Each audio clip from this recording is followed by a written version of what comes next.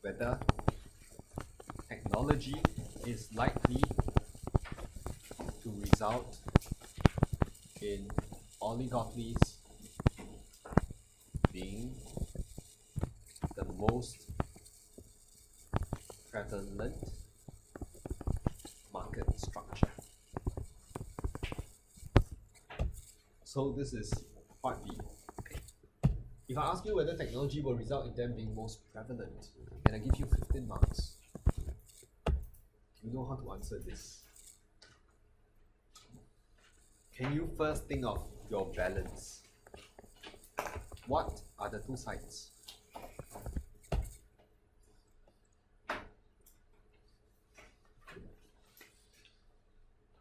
Do you know what the question was? Whether technology is likely to result in being most prevalent? Most prevalent seems to suggest that every other structure also converges to this model, correct? Which means, in terms of my thesis is probably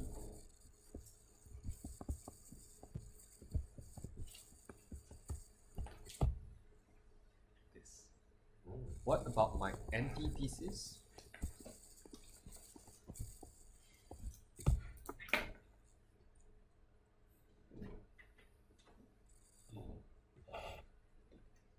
You see what I'm writing here? It's an essay structure, you know, not hieroglyphics. Essay structure. So what's the essay structure here? Here, I need to say technology erodes barriers to entry. Hence, monopolies may gravitate towards an oligopolistic model. If you talk about monopolies, like if there's only one firm in Singapore, let's say you have maybe a firm selling health supplements, okay? Let's say you only have this particular store that sells this product, they were a monopoly. But now you have this online platform, it's called iHerbs or something like that. They sell vitamins online. Okay, so you can get foreigners coming in without setting up a shop to compete with you. Okay, so foreign merchants can sell their products through the online platforms.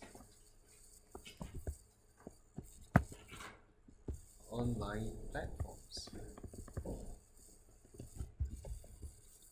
So monopolies will indeed find themselves becoming more competitive. Okay. So if you talk about technology in the sense, technology enables freer flow of information. Like in the past, probably if you talk about someone having a monopoly because they are aware of how to produce this good, in Singapore they are the only ones who have the know-how. Or in the case of food, a specific recipe. Now you can just Google it. Whichever corner of the earth, you can probably find the information you want. That erodes barriers to entry built on specialized knowledge. We are assuming no patents, okay?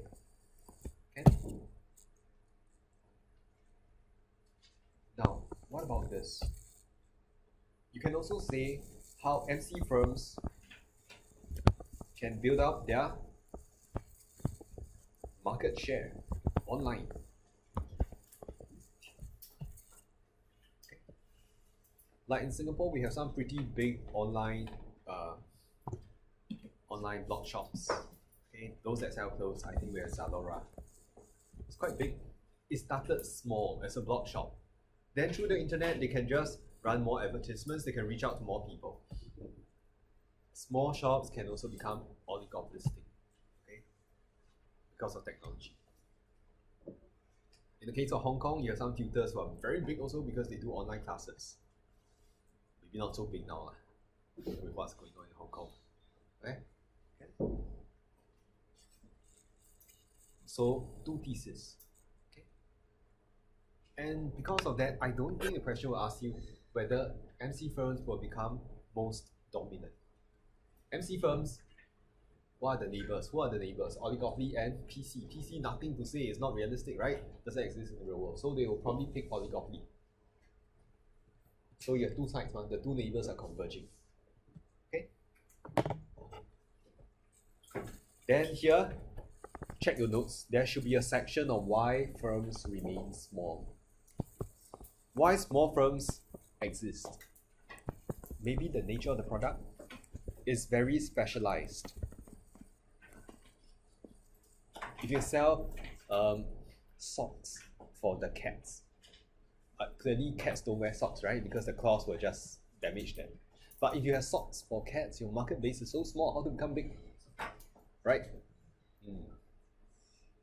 Okay? So it's a very specific clientele.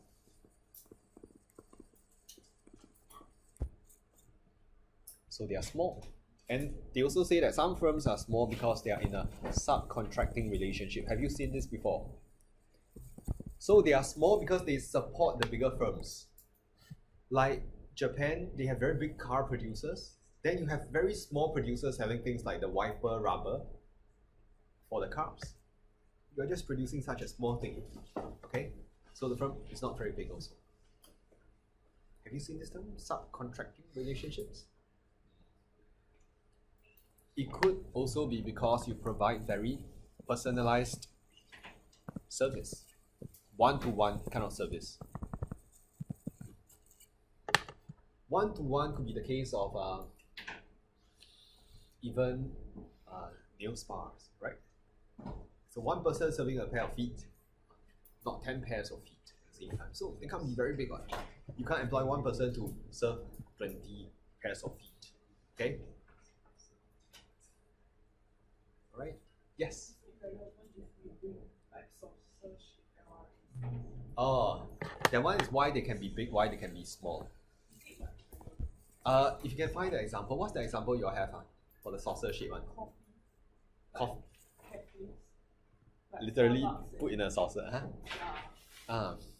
So you say cafe because there's not much EOS, right? Beyond a certain point. There's not much DOS also.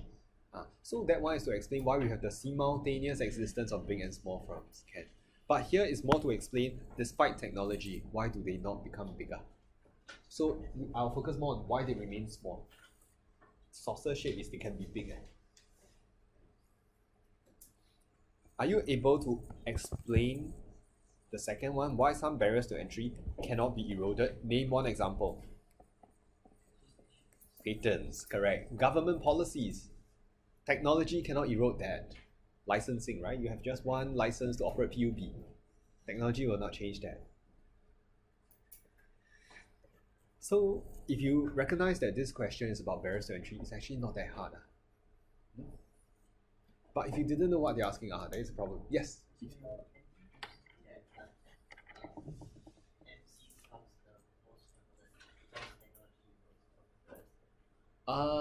If you say that MC can become the most prevalent, put it in your evaluation under challenging your analysis. Can. You can even say if MC firms like the block shelves are becoming oligopolistic, they will probably not stop there. They want to monopolize the market. So they may become even bigger. Okay? So this is a side note, right? I was supposed to talk about part A, but since I moved into part B, you can see where was the approach. I was really coming from balance.